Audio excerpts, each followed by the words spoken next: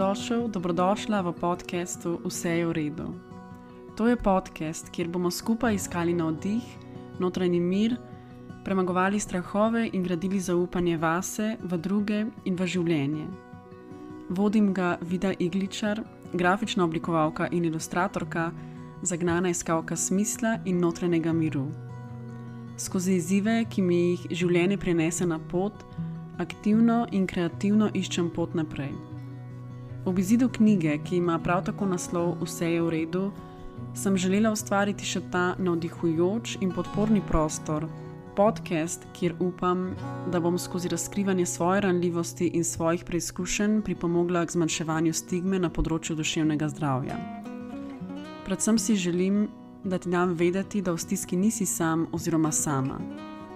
Vedno bom hvaležna za tvoj čas in za poslušanje. Če bi z menoj želel oziroma želela podeliti, kakšna se ti zdi vsebina, če se v njej najdeš ali te ta nagovori, če imaš kakršnokoli vprašanje, mi lahko pišeš na Instagramu, kjer me najdeš pod imenom Vida Igličar. Vesela bom tudi, če moje ustvarjanje podpreš tako, da se na podcast naročiš ali pa ga podeliš s svojimi bližnjimi. Preden začnem, naj poudarim, da nisem zdravnica, ne psihiatrinja ali psihoterapevtka. Tematike duševnega zdravja razkrivam skozi oseben pogled in lastne izkušnje. Verjamem, da je moja največja kvalifikacija predanost.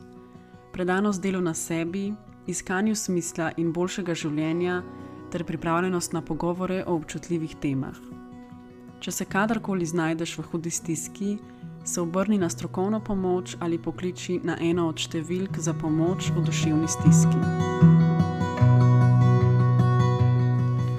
V današnji epizodi se bom dotaknila naših misli oziroma našega notranjega sveta. Podelila bom, kako se je meni pogled nanj spremenil, ko sem se začela soočati z intenzivno tesnobo in kako sem morda prvič v življenju zares ozavestila svoj notranji glas, prišla v stik z njim in se začela spraševati, kakšen je, kakšno vlogo in kakšno moč ima v mojem življenju. Se spomniš, kdaj si prvič ozavestil oziroma ozavestila, da se o svoji glavi ves čas na nek način pogovarjaš s seboj? Se spomniš, kdaj ti je ta glas šel na živce oziroma se ti je kdaj zdelo, da ima nad teboj nadvlado? Si se kdaj vprašal oziroma vprašala, če ima ta glas prav, a mu je smiselno verjeti, a govori dejstva ali ne? Si se kdaj trudil oziroma trudila ton tega glasu spremeniti? Si mogoče kdaj pomislil oziroma pomislila, če imaš v sebi glas najboljšega prijatelja ali pa je ta glas tvoj preganjalec in največji kritik? Si mogoče kdaj izkusil oziroma izkusila odsotnost tega glasu? To je nekaj vprašanj, ki se jih bom dotikala v današnji epizodi in ti ponudila uvid v svoje odgovore. V moji družini smo imeli doma številne knjige, tudi z področja poljudne psihologije, in spomnim se, da sem že kot mlada rada prebirala na primer Louise L. Hay.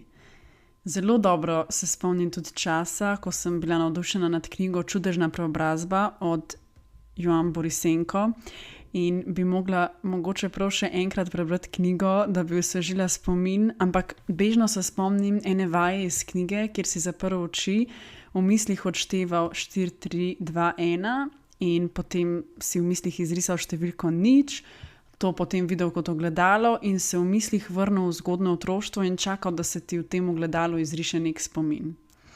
Spomnim se, da so se mi takrat kot da res vrnili neki spomini, za katere se mi je zdelo, da sem jih že pozabila. Zakaj govorim o tem? Ker so to knjige, ki, če bi mi nekdo rekel, da jih prebira, bi si mislila, da ta oseba seveda ve za svoj notranji glas. Rekla bi, da so ti avtorji pogosto opominjali, kako pomembno je, da imamo dober odnos do sebe. In bi sklepala, da sem jaz po prebiranju teh knjig morala vedeti, da notranji glas v vsakem obstaja in da je normalno to in da ta glas ves čas komentira svet okoli nas. Ampak zanimivo, da ni bilo tako. Par let nazaj, ko sem prebirala knjigo Michaela Singerja Duša brez spon in pa njegovo The Surrender Experiment, v kateri opisuje trenutek, ko se je prvič zavedal svojih misli. Opisuje trenutek, ko mu je bilo zaradi tišine med pogovorom neprijetno in je to prvič opazil, namesto da bi kar avtomatsko skušal nekaj reči in zapolniti to tišino.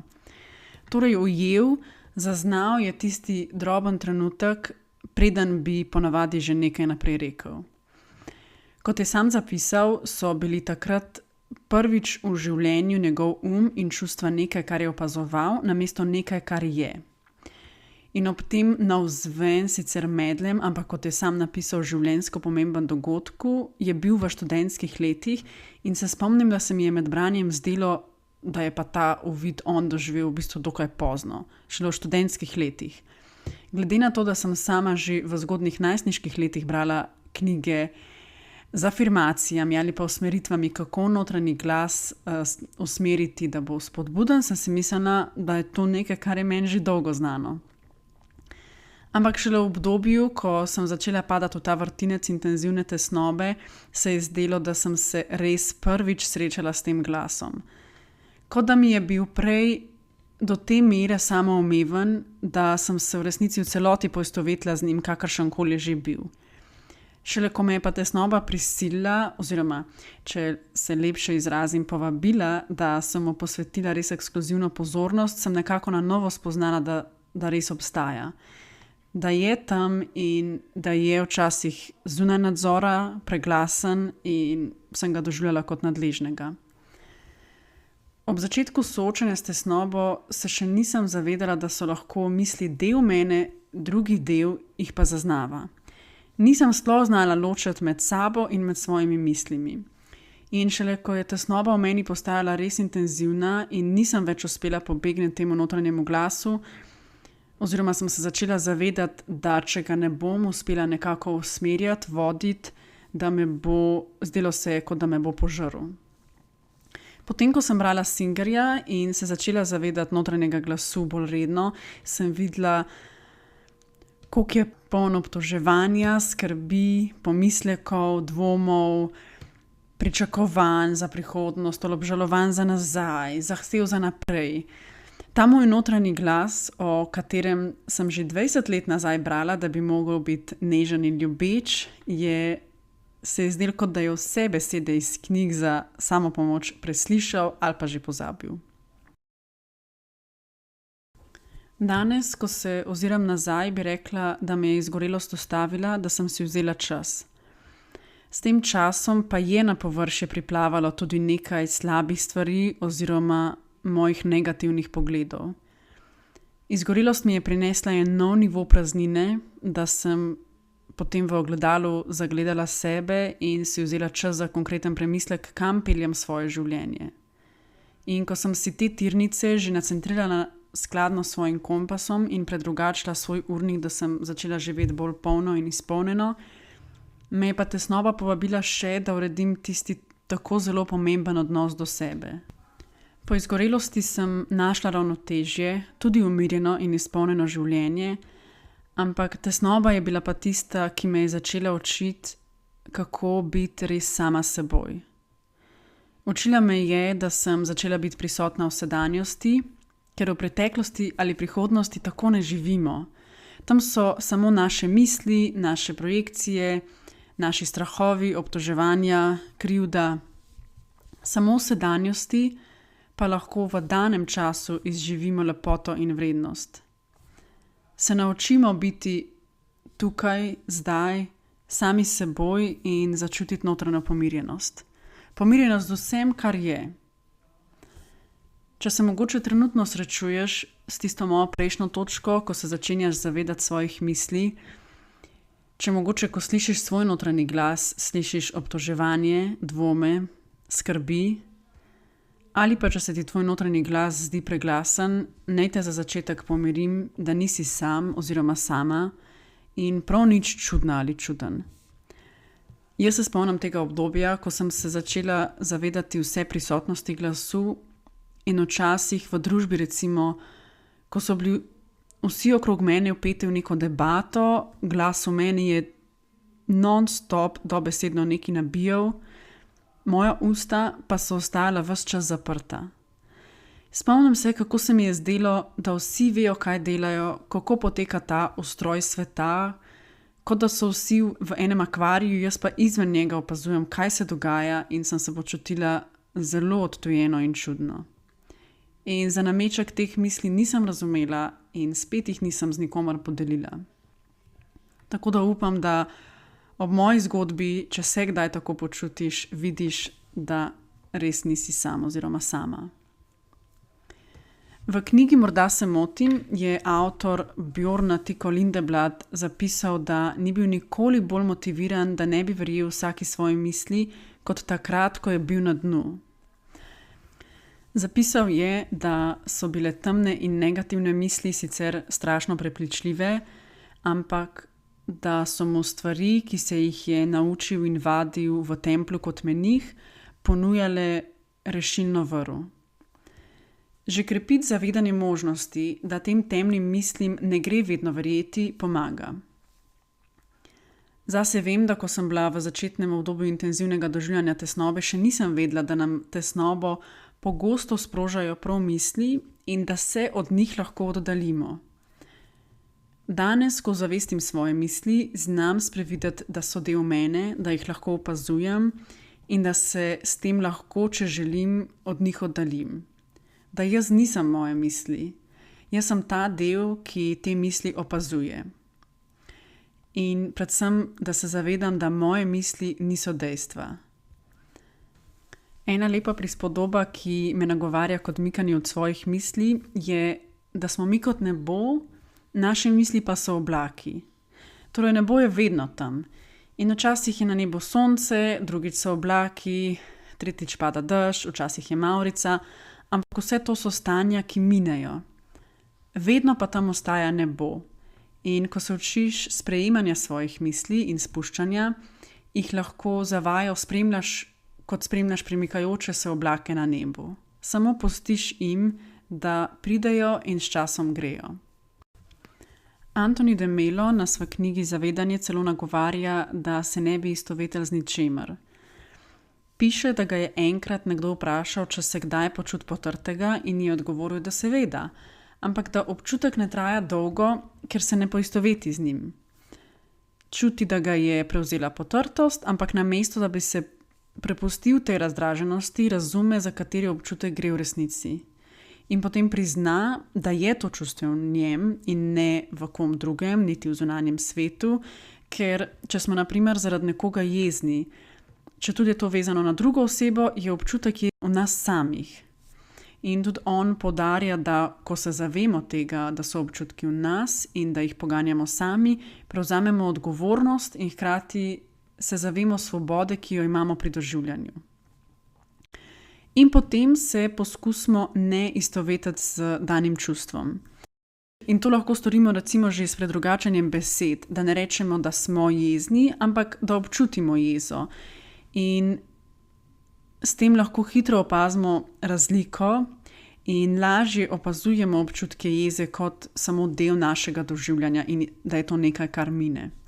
In enako lahko storimo z mislimi.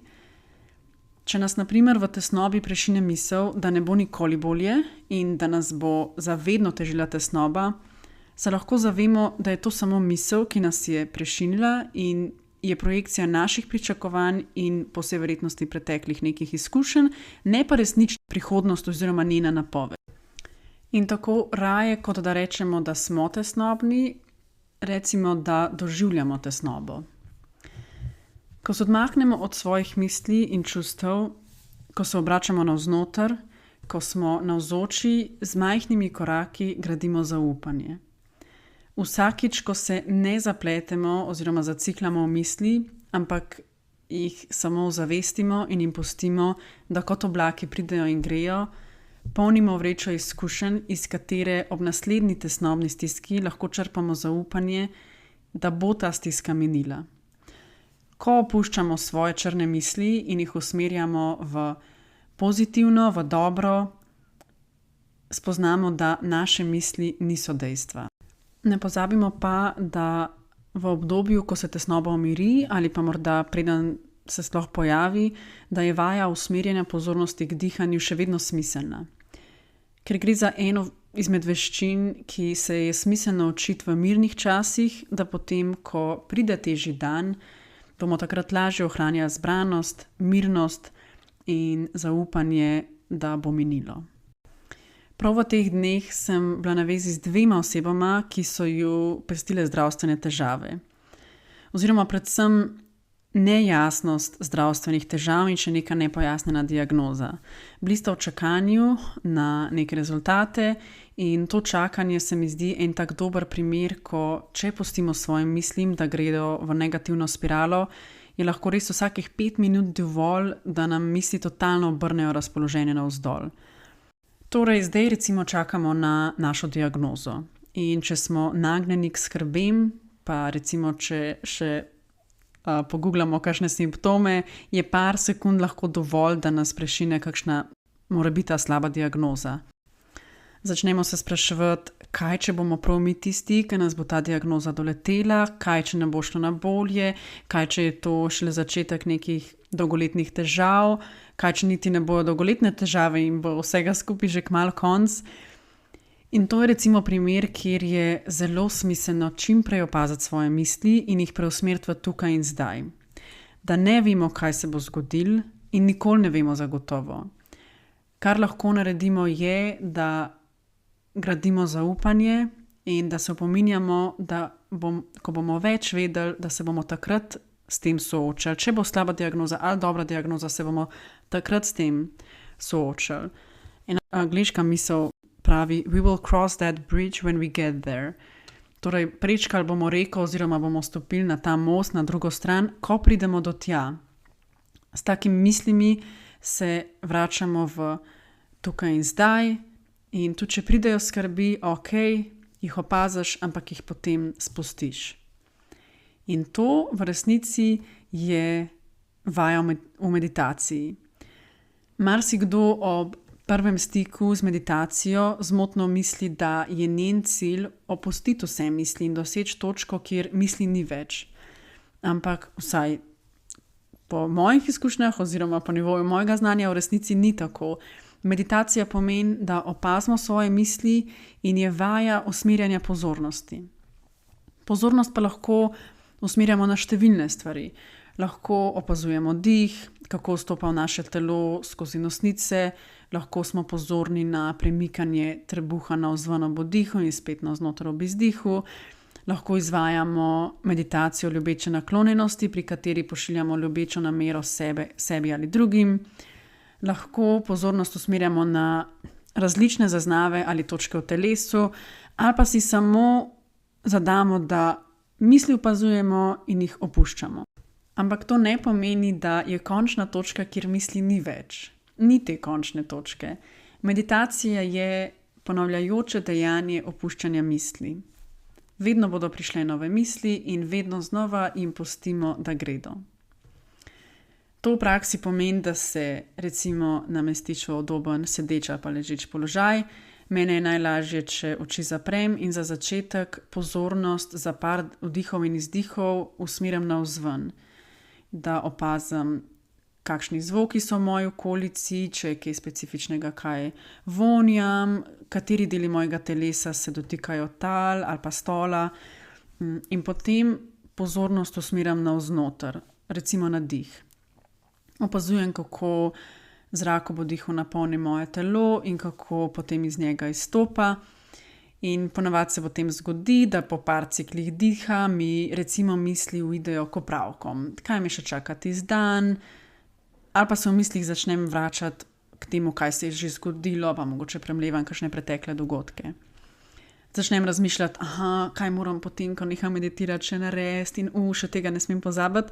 In potem pride trenutek, ko se zavem, misli so mi ušle in pozornosti ne ohranjam več na dihu. Takrat se poskušam ne obsojati in samo pozornost vrnem nazaj na dih.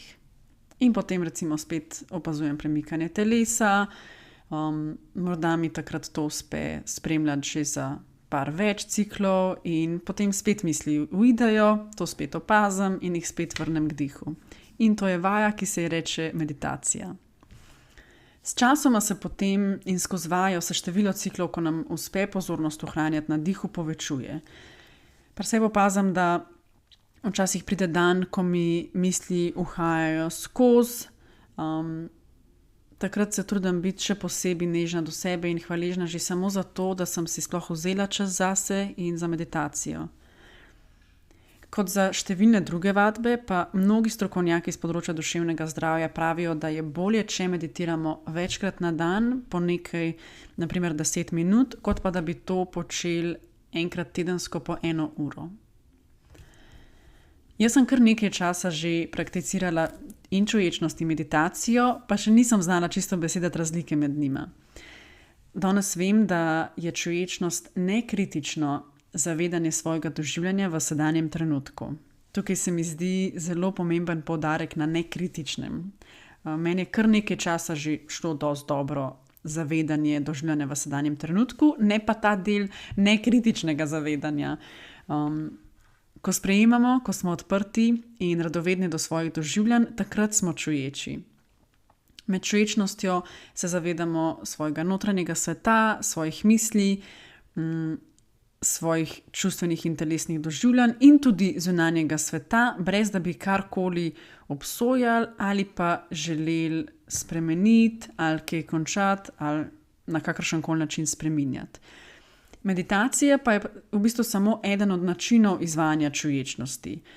Torej meditacija, razne dihalne in sprostitvene tehnike, tudi recimo pregled telesa, to se vse uvršča med bolj formalne vaje, medtem ko naprimer neformalne vaje pa izvajamo, če se, naprimer, ko gremo pod tuš, da se res čuječe zavedamo takrat, ko se tuširamo, da se osredotočamo na občutek, kako voda teče po našem telesu, če je hladna, topla, namesto da bi takrat med tuširanjem z mislimi uhajali ali nazaj v preteklost ali pa naprej recimo v opravke, ki nas še čakajo. Čuječnost se meni zdi eden izmed teh dokaj enostavnih receptov, ki res delujejo pri soočanju s tesnobo. David Zupančič v svojem podcastu Umetnost lenarjenja enkrat omeni misel soustvarjalca programa Mindfulness Self-Compassion, ki pravi, da se trpljenje veča, bolj kot se oddaljimo od sedanjega trenutka. Torej, dlje v prihodnost, kot projiciramo svoje strahove, večji se bodo ti zdeli.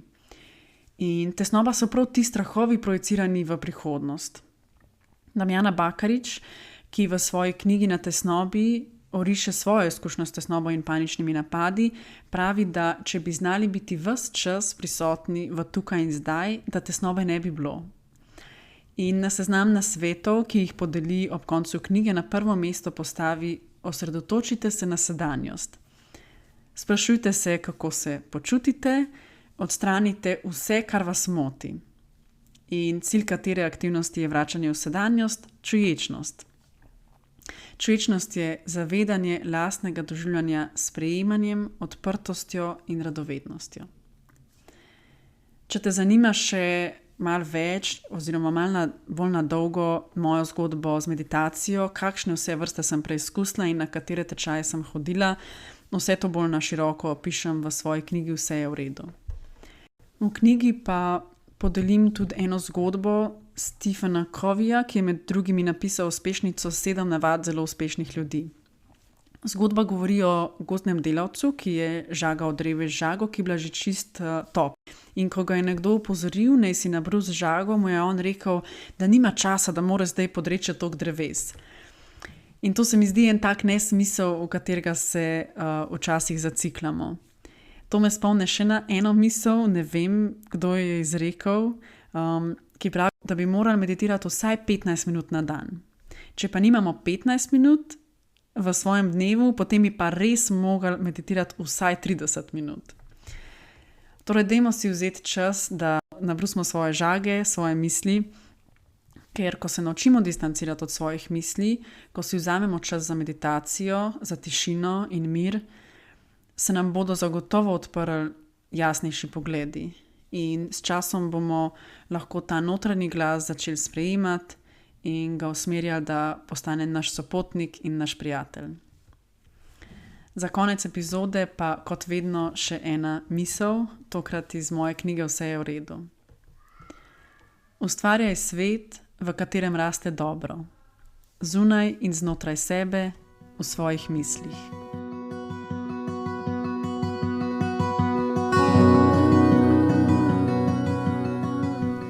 Hvala za tvoj čas in za poslušanje. Če bi z menoj želel oziroma želela podeliti kaj o današnji epizodi, mi lahko pišeš na Instagramu na profil Vida Igličar. Tam me lahko tudi spremljaš ali pa obiščeš mojo spletno stran www.vidaiglicar.com. Hvaležna bom tudi, če moje ustvarjanje podpreš tako, da se na podcast naročiš ali pa ga podeliš s svojimi bližnjimi. Lepo te vabim tudi k nakupu mojih knjig. Moja prva, ki ima naslov Naj ti povem svojo zgodbo in je spominski album namenjen starim staršem, da vanj zapišejo svojo zgodbo in spomine, je na voljo na spletni strani Grafenauer založbe na www.grafenauer.si. Mojo drugo, 100 dni za boljšo mene, ki je ustvarjena za vse, ki ste v iskanju boljšega počutja, in letos izdano knjigo Vse je v redu, pa lahko dobiš v vseh knjigarnah Mladinska knjiga in na spletni strani www.mk.si. Upam, da te svojo vsebino usmerim k sprejemanju in občutenju zaupanja ter hvaležnosti za vse dobro okoli nas. Upam, da te kdaj pomirim in ti pogled usmerim tja, kjer je lepo, kjer je smisel. Upam, da tvoje srce mirno bije, da dihaš počasi in globoko, da so tvoje misli danes umirjene in da si v redu.